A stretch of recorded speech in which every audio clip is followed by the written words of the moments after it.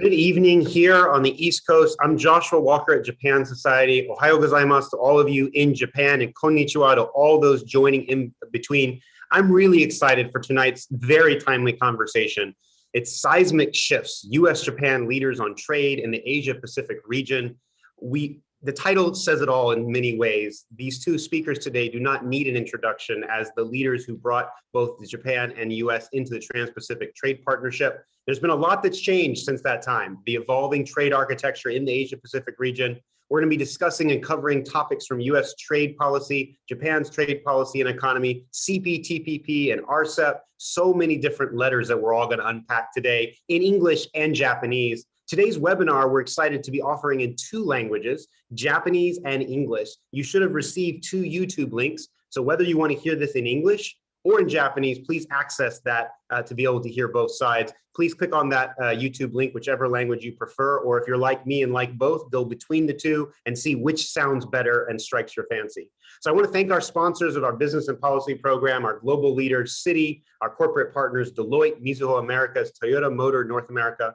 I also want to mention that today's event is being supported by a generous grant from the Japan Foundation Center for Global Partnerships.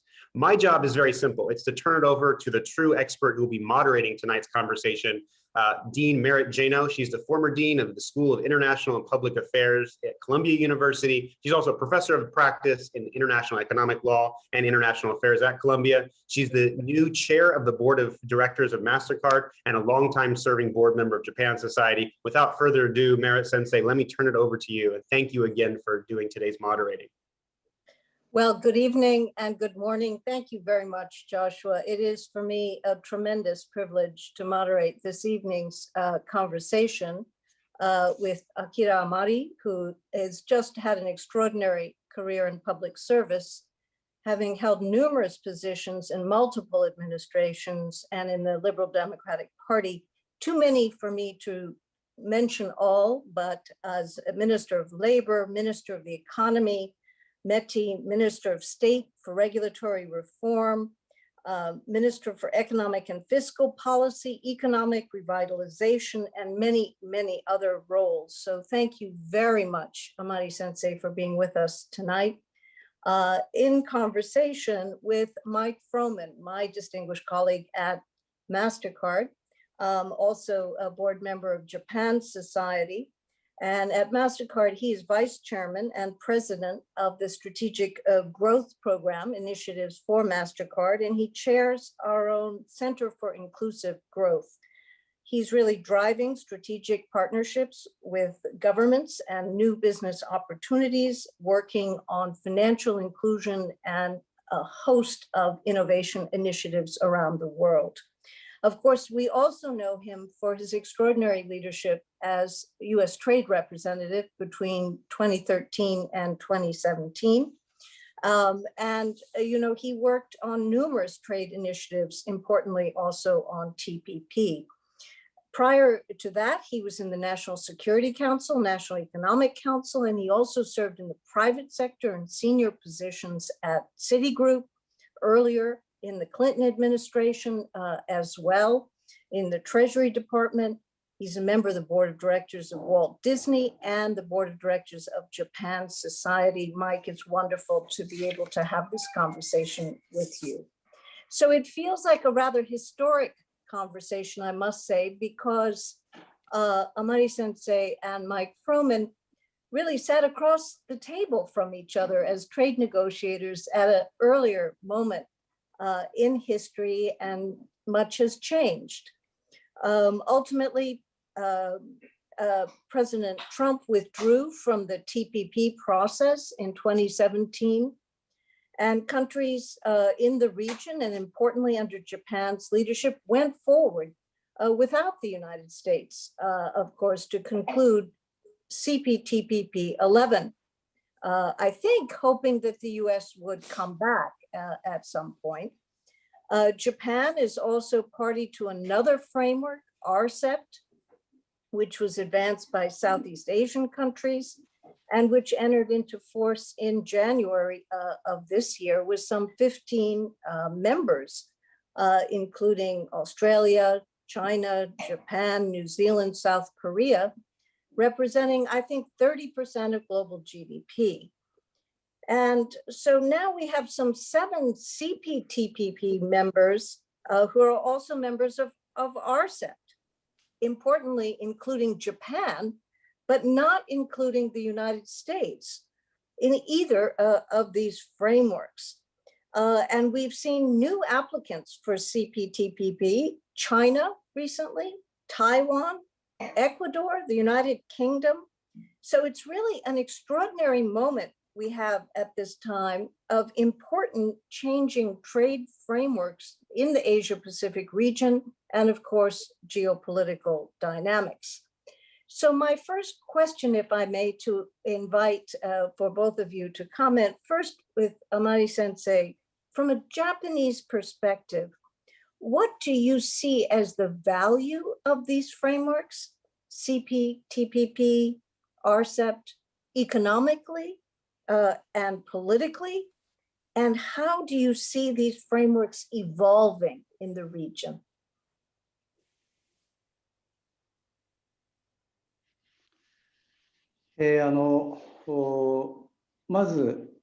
First of all, before answering your question, I would like to extend my appreciation to Mike. TPP framework was set up. However, U.S. decided not to participate, and we were wondering how to go forward. I decided that we had to go forward with CPTPP or TPP-11 without USA. But the most important thing was to see what kind of reaction US will make towards TPP-11. So when I came to United States, I talked to Mike. Mike said that don't worry about US. We are not going to have any negative reaction against it. So I returned back to Japan and reported to Prime Minister Abe and told him to go ahead with TPP-11. And US is not going to have any negative reaction. And Prime Minister Abe agreed. And we did promote TPP-11. So I would like to extend my appreciation to Mike taking this opportunity. Now, going forward, Asia Pacific East Asian region is going to be the growth center of the world, not just in economy, but in coming up with new framework like digital transformation, DX will move forward. And what kind of standard are we going to agree on for DX? That's very important. System needs to enhance the convenience for the people, or is it going to be a tool for national governance? It's a very big difference. The common value between US and Japan, free, democratic, human right, and rule of law, and protection of privacy, all those are values common to Western world. It should be shared with the rest of the world, which means that these are completely different from values in China. So what will be the value at the basis of the world standard will be very important. And we need to play a role in setting up this standard. In terms of economy, whether to have free trade or protectionist trade. In terms of trade, it's definite that the world would benefit from free trade. The degree of development of free trade and the GDP growth of countries participating in free trade are parallel. And protectionists would not develop economy. all the countries in the world are looking inwards and tend to become protectionist, but we have to overcome this. In that sense, CPTPP is very important in order to promote free trade. Free trade will contribute to all the countries involved in free trade. And what kind of philosophy and value should be at the basis? The free trade and DX would overlap with each other. And in that sense, U.S. Japan value is going to be very important. But now, U.S. is not included in this framework. So in terms of making our common value shared by the world, it's very weak.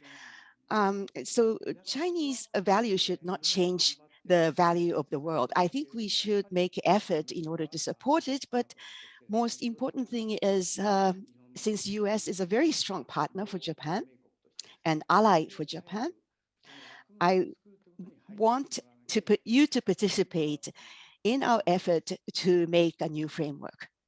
That's my belief. Okay, thank you very much.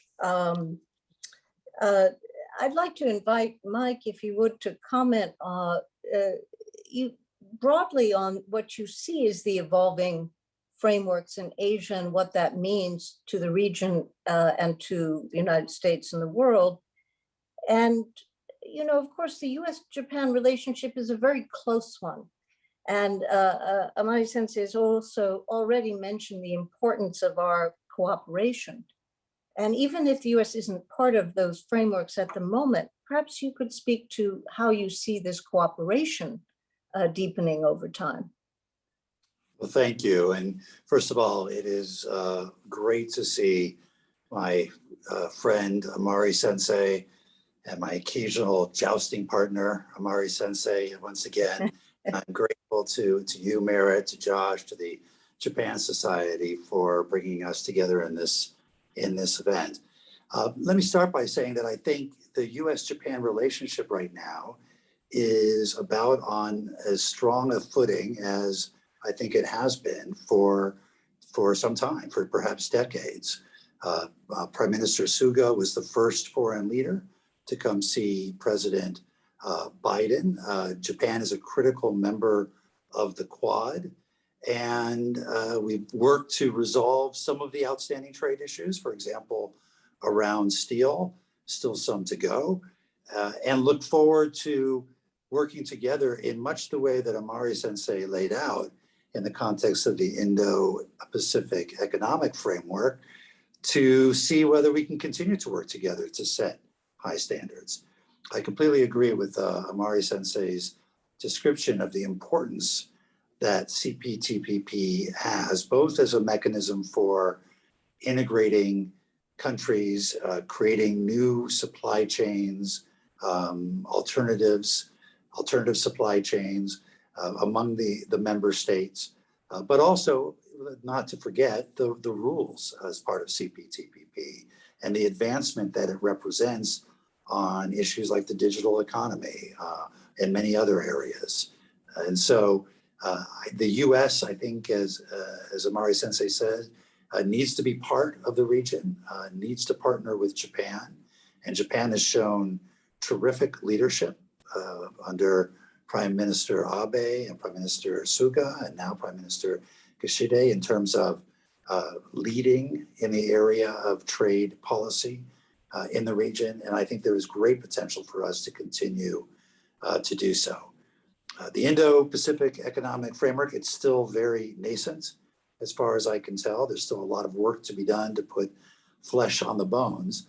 But I think it has the potential to create a mechanism for habits of cooperation among key countries in the region around raising standards in critically important areas like the digital economy, supply chains, economic security, export controls, things of that sort.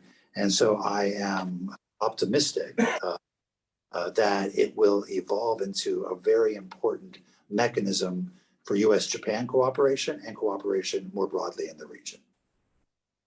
Well, thank you very much. If I'm not mistaken, this framework was articulated by the White House just in November.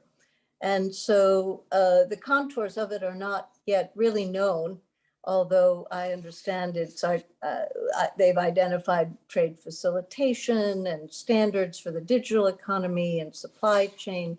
Supply chain in a post-COVID environment is very different than in a pre-COVID. What do you think supply chain meant in the TPP context? Mike, let me ask you that. And let me ask Amari Sensei the same question, whether supply chain in the earlier frameworks means the same things as it does today. Well, I think that post-COVID, there is certainly a focus on supply chains from a risk management perspective and the importance of creating redundancy, of resilience, to make them less fragile. That may mean reshoring some production. It may mean nearshoring some production, or as Secretary Raimondo says, friendshoring production. But I think it means making sure that we're not overly dependent on one country for inputs, critical inputs into our production processes. And what CPTPP does, I believe, to a certain degree, is by creating further integration at a very high level of standard in terms of market access, creates the possibility of alternative supply chains. And I think the USMCA does the same in North America. And my sense is that there'll be more and more attention to this going forward in terms of how do we make sure we've got multiple alternative resilient supply chains for critical inputs into our manufacturing processes. Thank you very much. And Mr. Amari, could you also comment on how these trade frameworks have facilitated trade and investment in the region?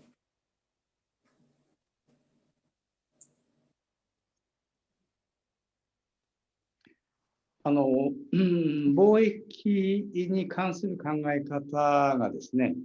idea about the trade has drastically changed pre-COVID versus post-COVID. What happened in Japan? Let me explain. Medical care, medical gown, medical gloves, and medical masks. We faced shortage because there was no smooth supply of this supply. And we came to realization that medical care will collapse if such supply is suspended. And we had to look into who is supplying all these medical supplies. And we have found out that there was a high dependency on overseas countries, more specifically on China.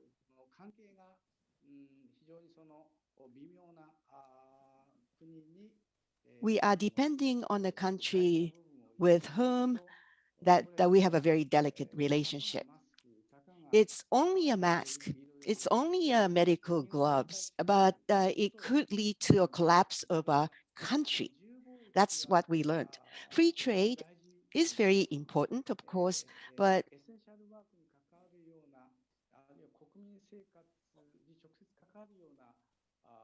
those supplies which are related to essential work or everyone's life, we need to check how much of the risk it is if such supply is suspended. We have to find a separate route of supply or stockpile or domestically produce. So within the trade, we were late in bringing in the perspective of economic security. Right now, we are now discussing economic security promotion bill in the current Diet session.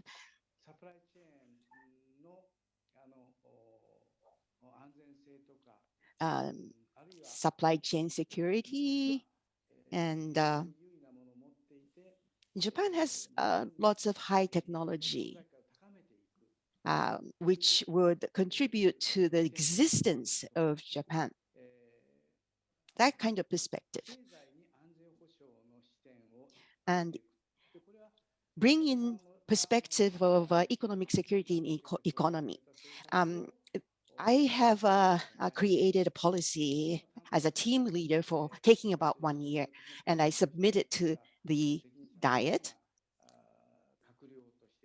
And there is another cabinet member who worked with me, and that person is responsible for the bill, passing of this bill.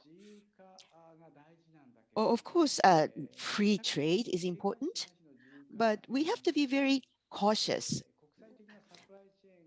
International supply chain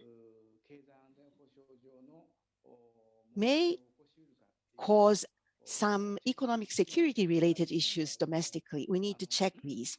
Right now in Japan, we are trying to identify choke points in terms of trade and economy, and we are having a thorough discussion how to overcome these choke points. And at the same time, we are trying to build technology that other countries in the world must depend on.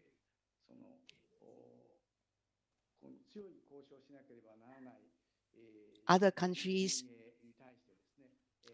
especially the camp that we have to have a tough negotiation, we want to increase our influential voice. We need to enhance our existence in economy. And in order to have an influential voice, we need to develop such technology where everyone else will depend on. So that is being discussed in that bill. Thank you very much. I appreciate your initial comments about trade, emphasized also the importance of the digital economy and Japan developing strong frameworks around the digital economy. And in this context, you are talking also more broadly about economic security. And I understand that you have used terms like strategic indispensability, that it's important that Japan reduce reliance on the rest of the world and develop its own critical technologies, such as semiconductors and others. And I wonder, the US has long had some policies on economic security, screening foreign investment, for example. As you are designing policies in Japan on economic security, are there policies in the US or elsewhere that you look to and have influenced your thinking? And if so, could you share that with us? And what do you think Japan is doing that is different around economic security?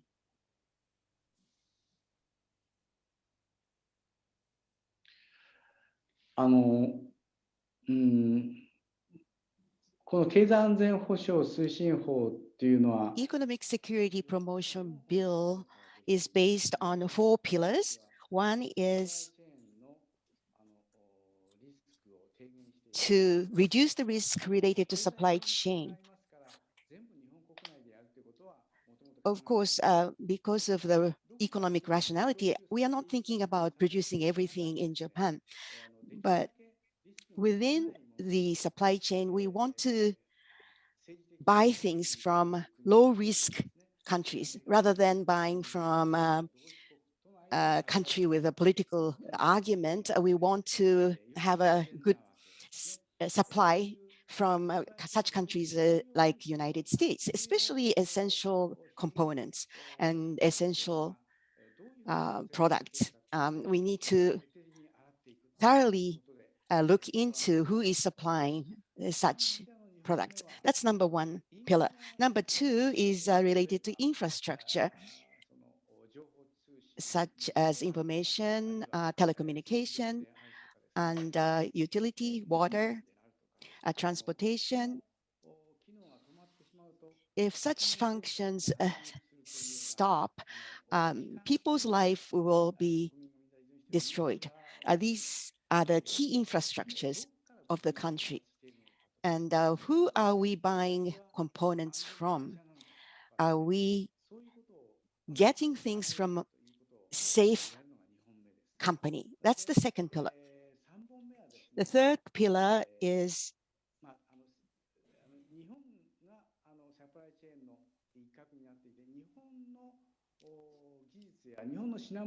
Japanese technology and product, which are considered to be indispensable for other countries. So how to set up strategic indispensability is very important.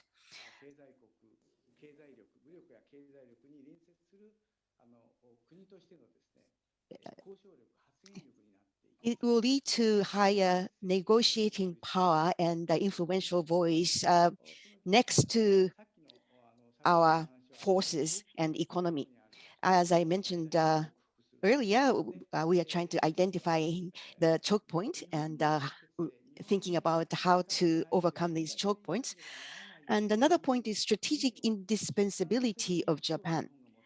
We need to develop technology that people would think that it's very important for them to buy from Japan. And the fourth pillar is all other countries other than Japan has the system of non-disclosure of some patents that could be converted or diverted to military use. But Japan doesn't have the system. U.S. does have the system, but we need to have a system of non-disclosure of important patents that could be used for military use. I think all these factors are more advanced in other countries, but as economic security strategy, Japan is the first country to have a systematic strategy to cover all these four factors. And we are now thinking about what kind of legal system we should develop. We are trying to make a template for the world. I know each other country has like pieces of these strategy, but Japan will be the first one to have a comprehensive strategy for this goal. Well, thank you very much. Those are very fascinating remarks and raise many, many interesting questions. I suppose one that comes to my mind when a country prioritizing being strategically indispensable in an area of technology, it makes me ask, can it do so by closing itself off or by remaining open to develop that capability? I'd like to hear Mike Froman's thinking about the American experience on economic security. But before turning to that, I would like to ask Mr. Amari, do you imagine Japan remains open around technology as it seeks to develop that indispensability, or it becomes more constrained or closed around technology?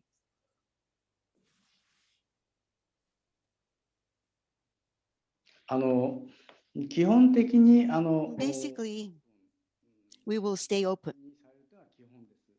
That's the basic thinking. However, if a specific technology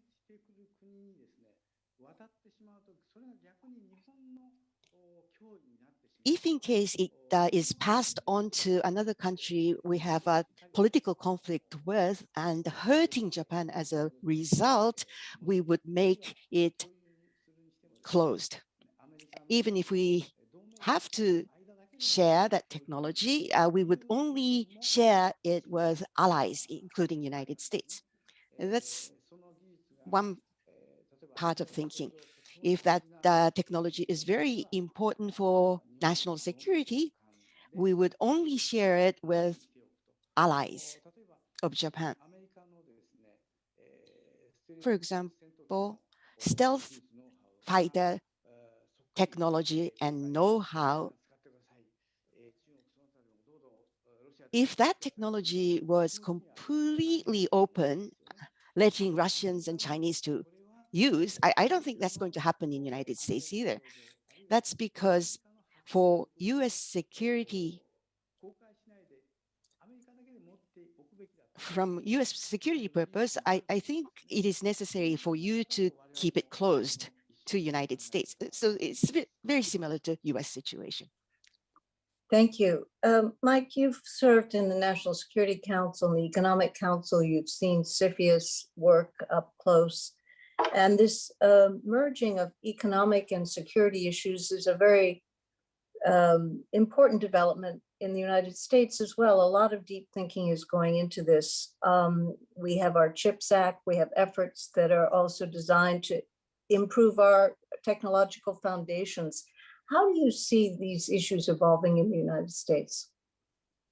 Well, first of all, I think there is a trend that we are seeing around the world, from China's dual circulation theories to the European Union's notion of strategic autonomy, to what Amari Sensei just laid out of strategic indispensability, that countries are looking at their role in the global economy somewhat differently, and it's evolving what they feel they need to control themselves, either have themselves, not rely on anybody else, but also deny others potentially access to. And in the United States, it's been evolving. I remember when Secretary of Defense Gates was in the Obama administration, was working on export controls, and he talked about building very high fences around a small garden, meaning let's focus on the most critical technologies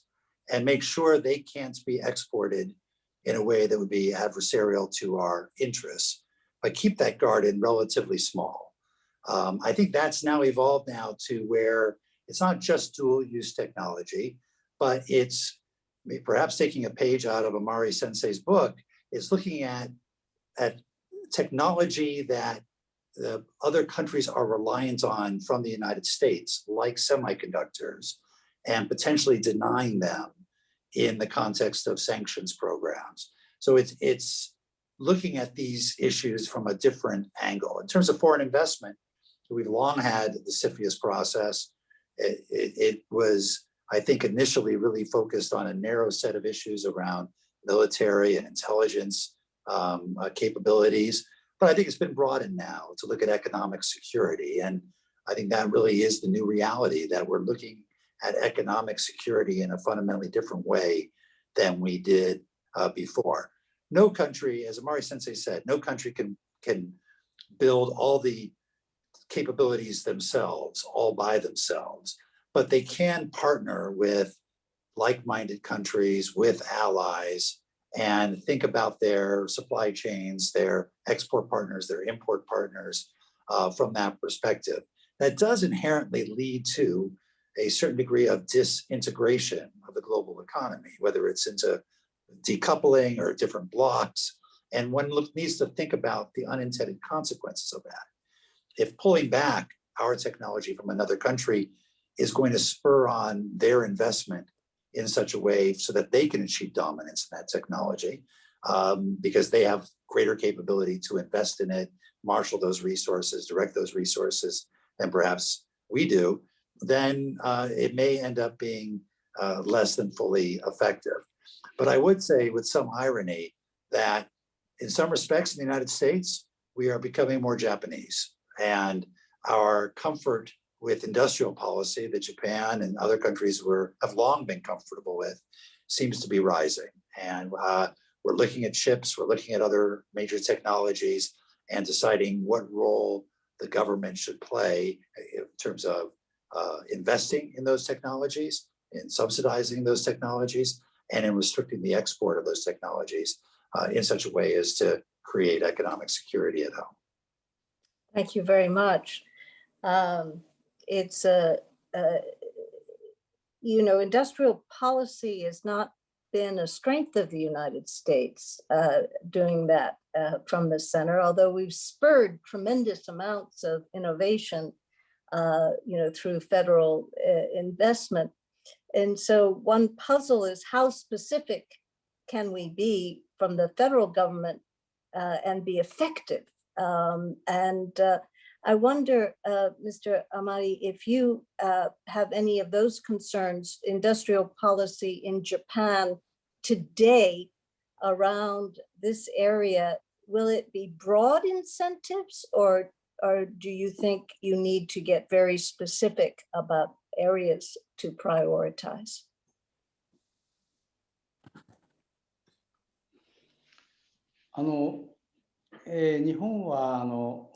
Japan,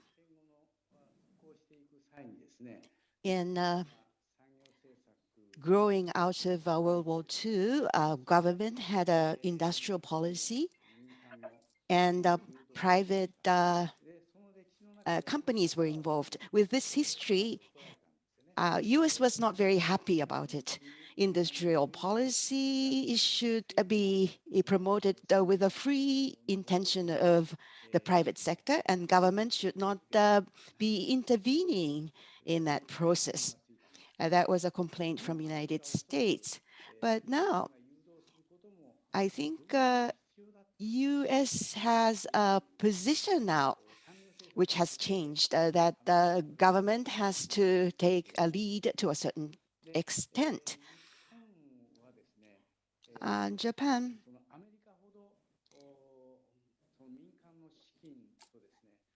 compared to United States,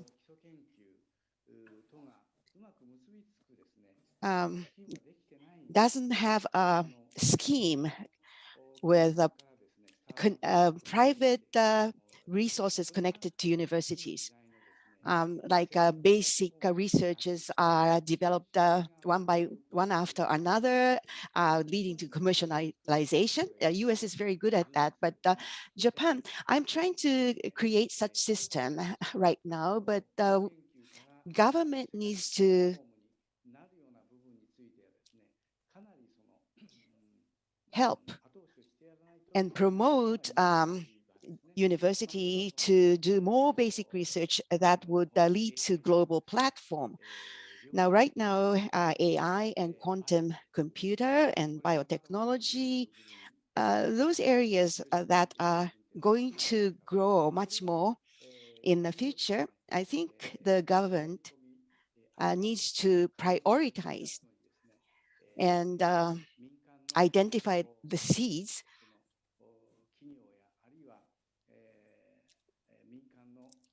and help and support private corporation get involved in such a process.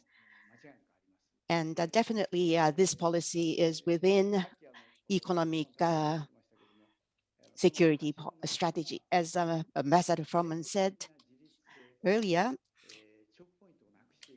we need to remove a choke point, that is strategic autonomy and strategic indispensability. Japan must become indispensable country in the world. These are the two pillars to put the strategic indispensability into practice. We made economic security fund. This is our first trial in Japan. 250 billion yen, and to start with, and we will build that to 500 billion yen.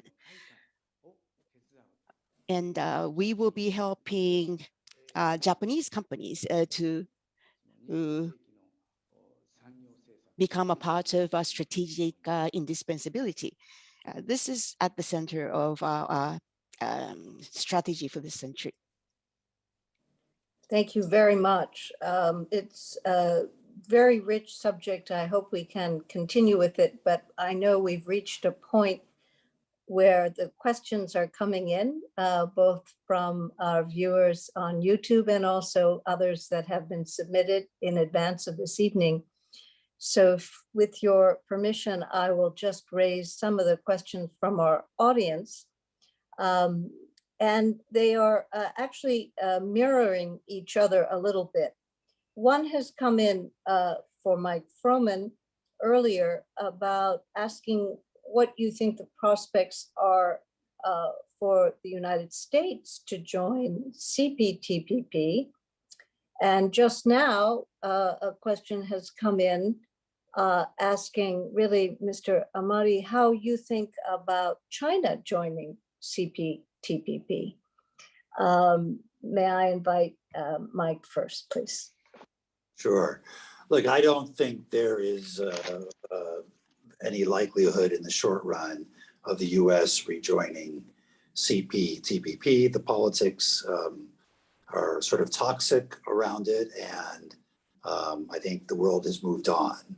I do think that in addition to all the economic benefits of TPP, one of the great benefits was just the 12 countries working together to set high standards for this region. And the US being at the table, being a major Asia Pacific partner, where this region is so critical to our economic, political, and security future.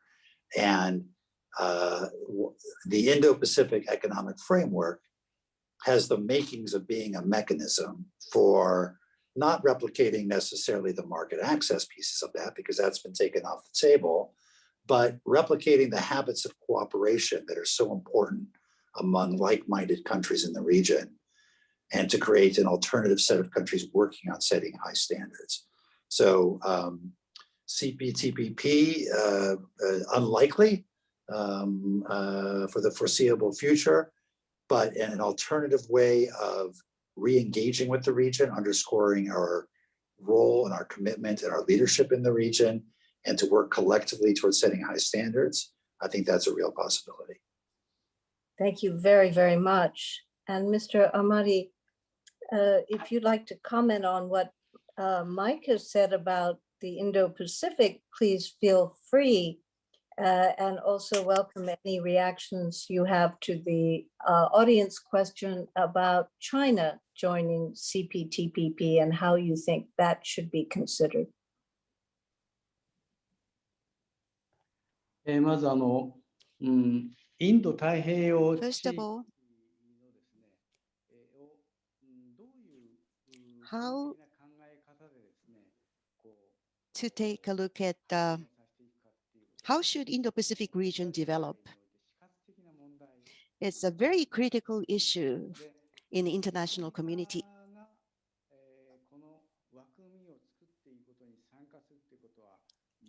The participation of U.S. in creating this framework is essential, indispensable. I do understand that U.S. recognizes this fully. You have a feeling of risk. Well, as Ambassador said, I don't think it's likely for U.S. to participate in CPTPP in the near future because of instability, political instability domestically.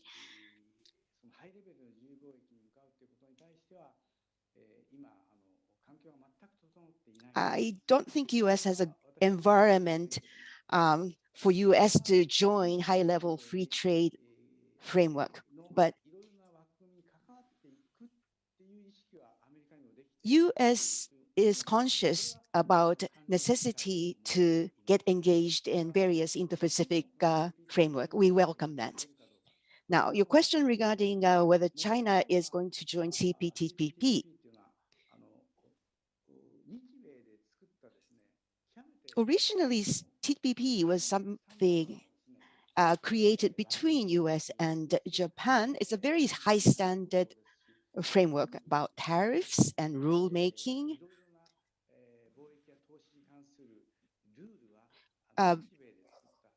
Rules related to trade and investment were created by US and Japan, and they are very high standard rules.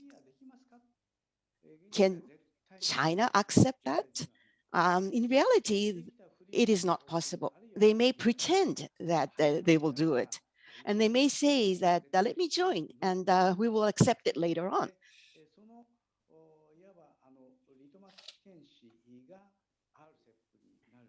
So RCEP is going to work as a litmus test paper. RCEP has a lower level rules, but if China cannot clear such rules, they should not be talking about attending CPTPP. If they say that they have intention to obey the rules after joining, no, that's not going to be good enough. We will take a look at how China will behave in RCEP. If they cannot clear lower level rule in RCEP, they would not be able to even go through the first round of test whether or not to join CPTPP. We would like to review how they are going to behave in RCEP. If UK joins, we are asking UK to accept all the rules, the current rules. If we make any compromise to UK, others, latecomers would say that you made compromise for UK already, so you should make more compromise. We won't be able to maintain high level of CPTPP. Of course, CPTPP will be prepared for US to come in at any time. Thank you very much. Well, this has been a fascinating conversation. There is no part of it that I wish we did not have more time to address. Many important themes have been identified in terms of changing regional dynamics, in terms of domestic priorities for Japan, for U.S. Japan relations. I'm deeply thankful to both of you for a very rich conversation.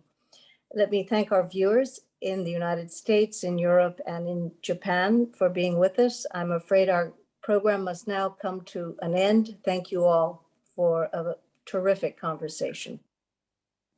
Thank you.